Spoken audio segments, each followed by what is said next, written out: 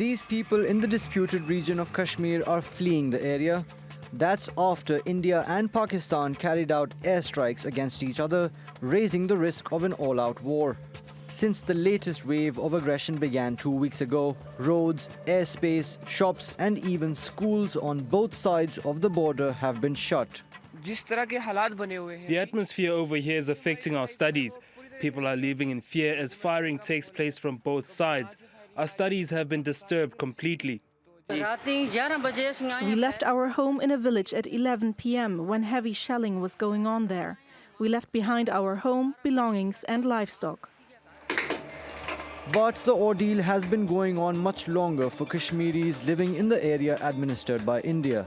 These furniture makers say there's global demand for their craft, but they've been cut off from buyers for years because of the tensions. Since last 2 years, the business is very down in Kashmir because it's conflict here. Indian-administered Kashmir is a $16 billion economy. Handicrafts are among the main industries here, along with agriculture, livestock and tourism. Many analysts say the region is the key to unlocking economic benefits for both India and Pakistan. Trade between the two countries stood at $2.7 billion last year. The World Bank says this has the potential to reach as much as $37 billion. But as the nuclear-armed neighbors continue to tussle, the lives and livelihoods of Kashmiris hang in the balance. Mobin Nasir, TRT World. Earlier, we spoke to Mobin Shah, the former president of the Jammu and Kashmir Joint Chamber of Commerce. He says a resolution to the Kashmir issue would grow the region's economy by leaps and bounds. We had 4 cycles of unrest, because of Amarnath land draw, Shupian, rape case, and then 2010. And then finally in Burhan Wani, when Burhan Wani was, martyred, and, we had 5 months complete curfew and complete strike. That is the only way we are allowed to protest. Although it has an economic impact on us, that we protest by closing the shop. Economic cost, unfortunately, both India and Pakistan, major extent India does not realize that how much money they are spending on 700,000 troops, and at the same time, how big the difference would make if they would settle it.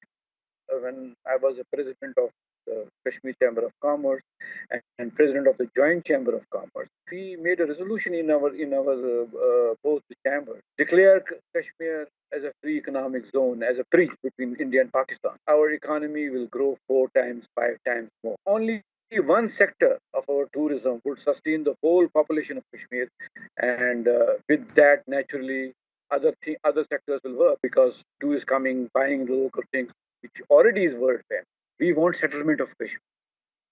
Settlement of Kashmir in such a manner that everybody of us feels free, feels peaceful. Our senior business producer Mobin Nasir joins me in the studio now for more. Mobin, when the World Bank says there are artificial barriers to trade, what are they talking about? They're talking about literally hundreds of different things here. Look, first of all, let's look at the supply routes. There's only one land link, road link between the two countries where they're allowed to trade from. There is a very restrictive list from the Pakistani side of what are the products that can move through that route. Then there's the train, which, as you've seen over the past few days, has been stopped again, and that happens every time relations between the two countries go more sour than usual. And then, of course, there's a whole host of different measures, some specific, some not so, that try to keep the other's products out. And then, of course, given the fact that there is not that much of an exchange of businessmen, of the private sector, there's just simply a lack of knowledge about the laws, taxes, rules that may apply when trying to do business between the two. But given all the mistrust between the two countries, is there even demand for each other's products? Oh, certainly.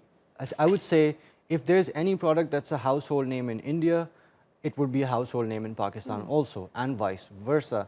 In fact, research done from the Pakistani government and by the Indian government, by private sector, they all point to the fact that there is a lot more trade going on between the two countries, but it's being carried out via third countries. Dubai, for example, the official number, the official calculation for the amount of trade being done between the two countries via Dubai is twice the number that we've quoted here, more than $4 billion.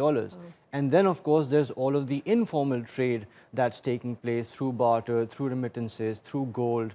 So certainly a lot of trade already taking place, just not benefiting perhaps the governments in terms of generating revenues for them. How have there been any real efforts to improve trade ties? In fact, there have been many efforts to improve trade ties. We've heard of many very grand projects also that were unveiled with a lot of fanfare. Think back to the early 2000s when NATO supply lines were going through Pakistan. At that time, Pakistan had agreed to a national trade corridor that would connect its eastern and western neighbors. We heard about the Iran-Pakistan-India pipeline. That is another project that hasn't seen the light of day. The TAPI pipeline that was supposed to connect Turkmenistan, Afghanistan, Pakistan and India, another example. There have been many efforts to improve trade. Unfortunately, every time something happens on the security front, really sabotages all of those efforts and takes them essentially 2 steps back. All right, Mobin, we'll leave it there. Mobin Nasir, our senior business producer.